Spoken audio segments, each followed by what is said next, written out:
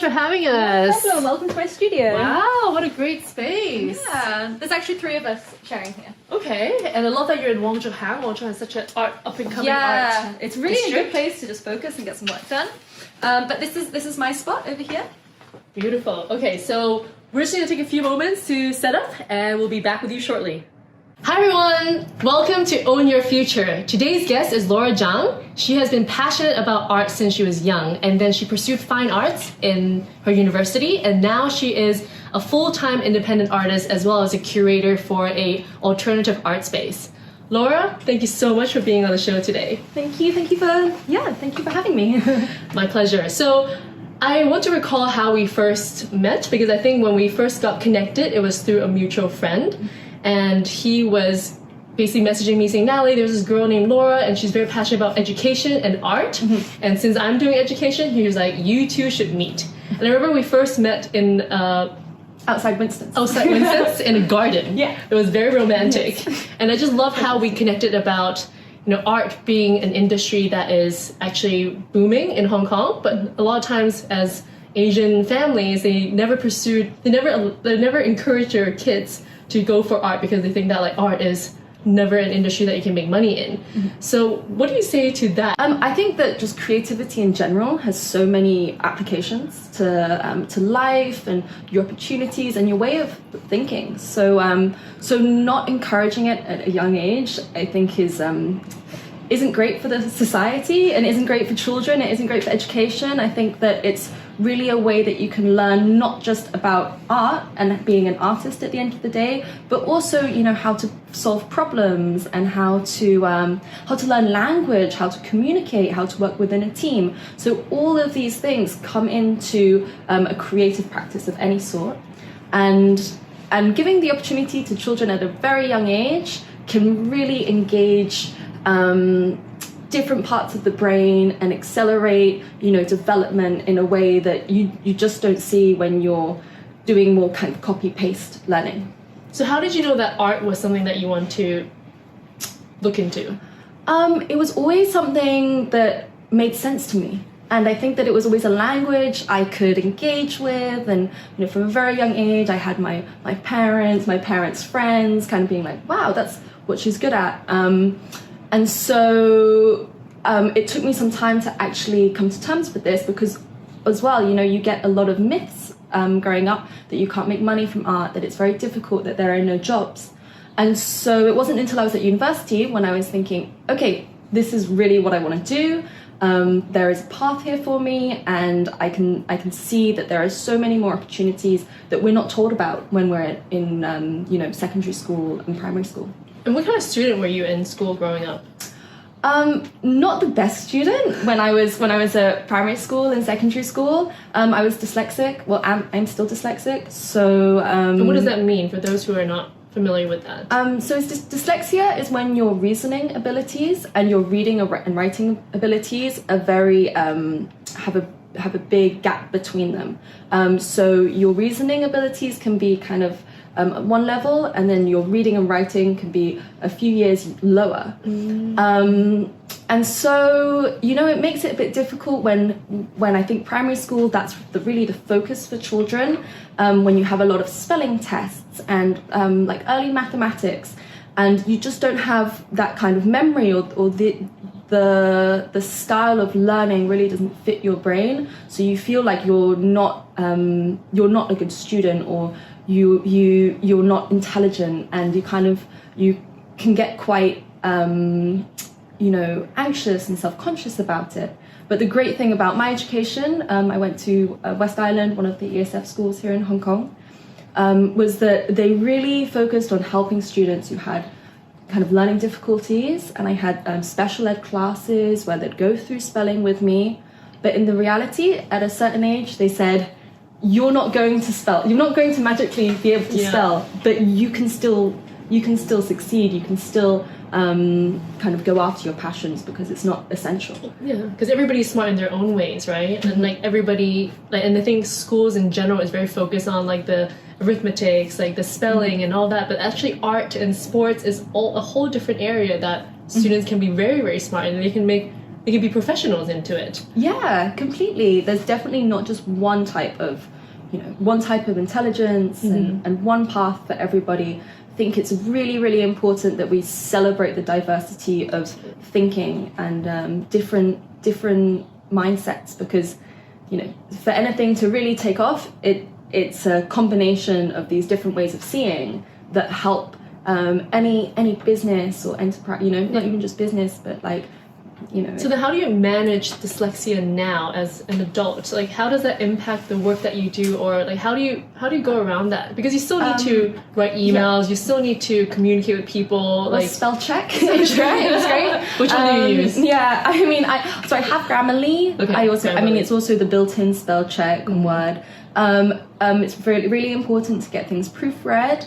I have had terrible moments where I've spelt something wrong in social media posts, and especially when it comes to names of people that I'm working with. Yeah. So these mistakes still happen, but I think that it's important that we try to amend all the mistakes that we make. But the fact that we're doing a lot of things and we're making mistakes is actually should be seen as a good thing. But can I ask, like, when you're dyslexic and you look at a word that's spelled wrong, in your mind, do you know that it's spelled wrong? No, but it actually sometimes. So like, how do you? So for example, names, like when you're writing, like, say, an artist name, so can you look at the actual name and look at the name that's spelled wrong and see there's a difference? You have to see the difference. Okay. So it's this checking, and also like getting someone else to check your work. I see. So, you know, I always send my work to other people for a proofread first, especially when you're working very, you know, you're creating a lot of stuff. It's always good to get another eye on it, and we should really, I think, working collaboratively, it's also important for people not to focus on the little mistakes. We should always help each other and encourage each other to like look at the whole of what you're creating and putting out there, and realizing that all these smaller mistakes get improved over time. So then, growing up in Hong Kong, did you, like, how did you decide that you want to pursue fine arts as an undergrad? I mean, so I was interested in sociology and philosophy and fine art. The two were kind of at a, you know, they were evenly matched going into A-levels, and I actually moved to the UK to study A-levels rather than the International Baccalaureate. And it was the teachers at that school. I had a really great and interesting art teacher who told me, you should do this. And it's that, like, you hear that from one person, it's you just need that right? confidence, that encouragement. And my philosophy teacher wasn't as good. Yes, because people really make a huge influence on you, like the kind of mentor that you have. Yeah, very, very big influence. And that, you know, that encouragement or someone, that external belief is really, really important. And knowing that your parents are, you have a Asian parent, like, what were their perspective on you pursuing fine arts? Was there any worry, concern? So my dad's a film director, so art is kind of runs in the family. But that also means the realities of these industries are not sugar-coated. So from when I wanted to pursue art, I always kind of also had the voice of, you know, oh, but it's good to have a backup plan. Where's your plan B? Why don't you look into, you know, there's always this version which is a bit more attainable that is given to you. You know, perhaps you should go do a teaching course. That's one of them. And I'm very, very passionate about education, but it's also something that parents kind of use to say, if you do a PGCE, which is what you need to get to become a teacher, then PGDE. almost. The dyslexia. I think there's one that's C, isn't it? Oh, very close. But yeah, then you know, you always have something to fall back on. So you don't really get that encouragement of the plan A as much, which you know, over time is kind of actually now fading away. And I think, like, but this whole art industry is something that's really fascinating to me still, and I know nothing about it other than art galleries, art exhibitions, and that's about it. So, or even what painting beautiful art is. But like, can you kind of dissect what is your journey? Probably, what is your journey having graduated and going into the art world, and what are the areas that you've actually pursued? And so I graduated and then I came back to Hong Kong and I got internships at the Hong Kong Contemporary Art Foundation, which were doing big productions, big exhibitions, and at Puerto Roja, which is a Latin American and Spanish art gallery, which I later went on to become the curator at this gallery and the head of content. So from that internship, I was able to work my way up and, work with internationally renowned artists, work in art fairs, sell artwork, which was a whole new world. And this is really what you'd call the kind of the art world. That's what we would call it. We'd call that the art world, which is really the art industry and galleries selling artwork within a much more established framework, and then there's also kind of less known art scenes where you have younger artists, emerging artists, trying to come up with a different model, a different way of doing it. So art is very broad and it's very varied. And on another side, you also have institutions. So there's a lot of different elements within it. Okay, so let's break this down. All right, let me think. Okay, so where can we start? So there's the gallery, the institution, and then the galleries, and then the actual artists. Can I divide it like that? I guess you can say that. You can say there are. Okay, so then as like say the gallery, how does a gallery work with? You said they curate, they work with artists, but how does that whole business work out? It's almost like an agency.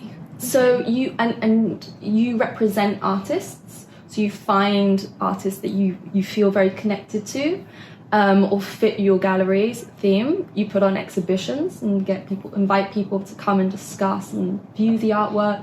And ultimately, it's to sell artwork. And so then the gallery and the artist share the revenue from the sales. And you have to think of different ways to do this, like going to art fairs, participating in art fairs, and coming up with, special ways to engage clients. And that's definitely a big section. A big section. Yeah. And then when it comes to the institution, how is that different? And what does institution mean? So art institutions, for example, museums or non-profit art spaces, or like another example would be the Asian Art Archive, which archives all the art books and does special exhibitions as well. So art institutions are either funded by the government or privately funded, and the idea is that it's for public education. There's no profit to be made, so there's no selling of artworks, or there's no. It's not run like a business. It's run as an educational body. Okay, and then so how do you become an artist then? Like, how do you become an artist that you can actually make a living out of? Well, the path is different for everybody. There isn't a clear way forward. I think that's why. Why it is difficult and why maybe Asian parents do create this fear, or parents all around the world kind of have this fear, because it's not like going into something like law or medicine, where you have a step-by-step path and other people have gone on that path and you follow that path. For becoming an artist, it's just all on your own accord. You can have so many different ways of getting there. I know artists who haven't been artists until their 60s and then they start creating work, or some people who've been picked up from high school, from university, and they won a competition and they went into a gallery at a very young age. It's just it's so varied. And luck is a little bit to do with it as well. Yeah. And do you have to have worked in the art world to understand the art world first before you become I don't an think artist? so. No? I don't think so. I think that some people have an intuition or they understand. They understand the creativity and of expression very, very well.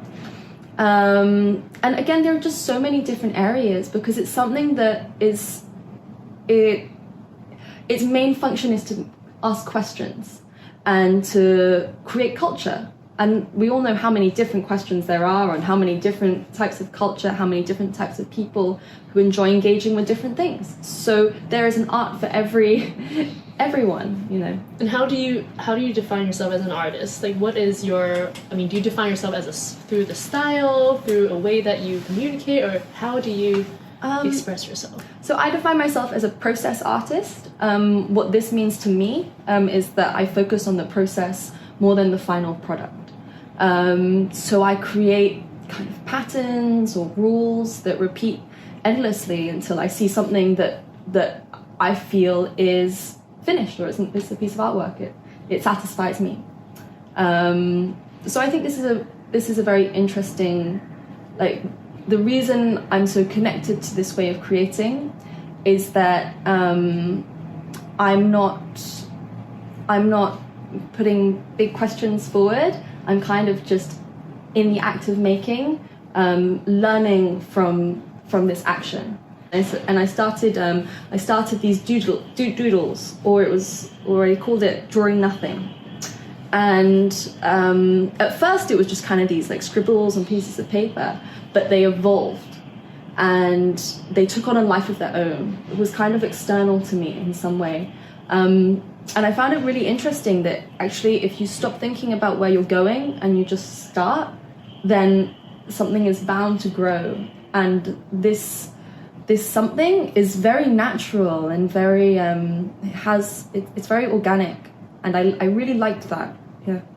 I think one thing that I'm learning more about art through talking to you is like the symbolism of creation and like just being able to have meaning behind the work that you do. Because I think there's a lot of work that is just kind of done in a more rat race and routine style, and it's always often lacking kind of that purpose or that like definition for it. And I love how art allows you to create your meaning and your definition. I think it's so interesting, and I think it's truly the highest form of like self-expression. Yeah. And to be able to actually make a career out of that, I think it's like such a lucky career to be in. For sure, it's definitely a luxury. I mean, there's a lot of people who have, as you said, have this dream, being young. It's not easy. It's not, you know, there are big challenges, and I think that's also part of the industry, because you know, we should always, I think all of us should have a channel for expression, but whether you can make a career out of it or not is when different requirements are necessary. Yeah. And so what would you tell young people today who are exactly in your shoes when you're in primary or secondary? Like, how can they start maybe thinking about, or what action can they do to look into this as a path for themselves? I'd say just start doing. I think that, you know, even me now, I don't have a goal of where I want to be in 10 years time. I don't give myself these kinds of aspirations, but I love what I do every day. And if you focus on what you do and you love what you do, then something good is bound to happen from it. And do you think to be a successful artist, it's more in the duration of time that you invest in being an artist, or is it more on the pieces that you... I don't think you can say. Okay. Because there's so many different things involved. Sometimes it's about being in the right place at the right time and knowing the right people. Sometimes it's about how well you document yourself and how well you put yourself into maybe different exhibitions or institutions. What makes a good artist is down for personal definition and interpretation. And so say if someone is not like, say, a creative artist, how else can they be involved in the art world? There's so many different ways. There are curators, there are salespeople who are, driving galleries. I think knowing the logistics of getting an artwork from A to B is so important. And the people in the art industry who are good at that are very undervalued because you always see the creative people, but you never see the extremely hardworking, extremely diligent, and extremely organized members of like admin staff who are just incredible, or management who, none of it would be possible if it wasn't for them. So I think that there are more and more different roles coming up, and what is defined as art is also growing. Is there an entry point that you would recommend a student today to be like, okay, go to this, say, foundation to get to know the people there, or go to that? Like, what are some recommendations? Internships. Okay. Internships, the best way that you can learn from an existing organization. You can work with other artists. You can get mentors. You can develop a lot and see what the industry is really like. And then the other thing is practice, and continuing your own practice, and having like keeping that passion alive of constantly going to see artwork or create artwork or read about artwork. I think balancing those two things is very important. What are some insights that you have, having gone through from like gallery to being an artist, that you can offer as things that they may not have known just by looking at, say, art gallery? For example, if I'm just on the outsider, I have no idea I think how all that works. So it's like ask Google all the time because you're never going to know all the right answers, and actually knowing how to find the answer is more valuable than just knowing it straight away. So you can have the weirdest kind of requests that you need to do. Basically, it's being resourceful. Yes. How do you be resourceful as an artist, or even as working in the art industry? Because there's always these crazy projects that people have wanted to express themselves. There's always different things, yeah. Okay. There's a lot. So as an artist, what is it that you like about what you do? What is it that you may not like or may not be as excited to do? I like the doing part. I like having a lot of problems, and then the best part is when you see everything come together, and nobody else notices small details that you might not have had time to do. But at the end, there's a great event and everyone comes and they really enjoy it. That's an amazing moment. And then there's the moment when you're just by yourself and you're with your own piece of artwork, and there's kind of silence, which is really nice. What I don't like about it is the nature of PR within the industry and the kind of the networking aspect of it. So I think that there's a long way to go in terms of making the conversation more accessible, being more inviting to people who maybe don't have the same education level or don't have the same opinions, and creating wider conversations. It's something that everybody in the art industry says they want, but it's very easy to create in crowds, like in any group. Yeah. So yeah, don't like that as much. Got it. And what about like for those that may think that art is only for kind of the rich and famous and only people who are accessible? Like, how can you make art also accessible for those that may not think that way? Yeah, so this is actually like the project that I do, the alternative space that I curate at. It's called Min Gallery, and the basis of this project is to make art more inviting and create conversations within communities that aren't the uber elite, which is what the art world needs to focus on. The reason we can do this is because we work in collaboration with the club, and the club supports the project. It's kind of electronic music nightclub. I love the club, by the way. It's like one of my favorite clubs in Hong Kong. I don't go anywhere else but Min Gallery or Min Club. Yeah, yes. But to both, and they feel very different. You know, you go to the club and it's the nightlife and it's an entertaining atmosphere. But when you go to the gallery, you know, you can see the floor and the lights, and it's a very different feeling. And by coming up with this model, so we're really experimenting here. We're trying to find a different model which is sustainable, it's good for young artists, and it's good for the audience who can actually buy artwork for once. And they can walk in and be like, oh, that's the same price as a pair of shoes I just bought the other weekend, rather than thinking, oh, that's, you know, 100,000 Hong Kong dollars, and you know, that's my salary for the whole year. So you know, it takes time, because making artwork more accessible also means that you have to think of different business strategies, and you have to approach artists who are also working in a different way. But I think that more and more, this is like regular people who are not the super wealthy.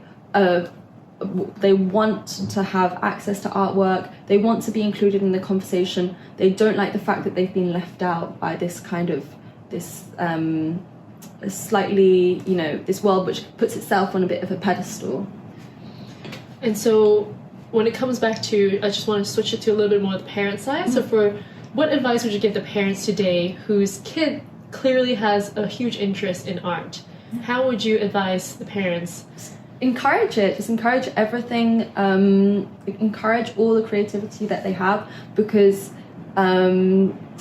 firstly, these skills are so useful in different parts of your life. If you get a child, or you know, any person to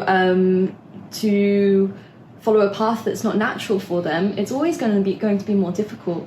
And actually, there are a huge amount of opportunities. We're living in an information age where you know, the amount of graphic design that is needed, website design, all of these things or content creation have a massive amount of creativity involved, and they are very, very, very big industries. So the idea that creativity doesn't make you money is a big myth that we should work hard to debunk. Yeah. So then, what are the skills? Or what are the subjects or the knowledge that to be an artist? Because you're not just creating, as you mentioned, you also have to do PR, you have to do your own financing. Like, what are all these areas that as an artist that they still need to know, that just because they're an artist doesn't mean that they don't have to know these things? What are all those areas? It goes from everything to like inventory management, labeling, designing catalogs, writing, your accounting. You basically have to run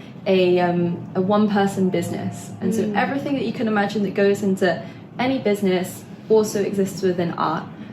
This is the reason why you do have agents as well if you get to a certain level, and galleries, because that's what they help with. They help with the more the business orientated aspect, and they let artists get along with the creative aspect. So that balance comes into play, but an artist will always have their taxes to fill, like everybody else. Just like anybody else. So you still need to know the maths. You still need to know the writing, and I mean, it's like you don't have to be amazing at it, but again, you just have to put in the time and get those things done. And in the same way that, you know, an accountant should also be creative sometimes, and also use a bit of his talent. So, you know, from what we've been talking about, that there are different ways of thinking, there are different styles of brains that are better at one thing and not at the other. It doesn't mean that you don't do the thing entirely, or you don't try at what you're not as talented as. You still have to put in the energy there. Otherwise you can't have a balanced and well-rounded approach. And would you say there is a personality type or trait to be in the art world? Like, is there such a category? No, not at all. There's different there's a complete array of personalities. exactly, there's so many different styles and ways of thinking. I think at the core of it, there just really needs to be a passion. Amazing. Yeah. Laura, thank you for all the information. And to wrap this up, as this show is called Own Your Future, and I only invite guests that are owning their future. So if you can share one tip about how you would recommend those out there to also own their future. Yeah, I mean, I've said it already, but just love what you do, and don't be afraid of challenges, and don't be afraid of making mistakes, and don't focus on where you're going. Just enjoy getting there. Amazing, Laura. Thank you so much. This has been a great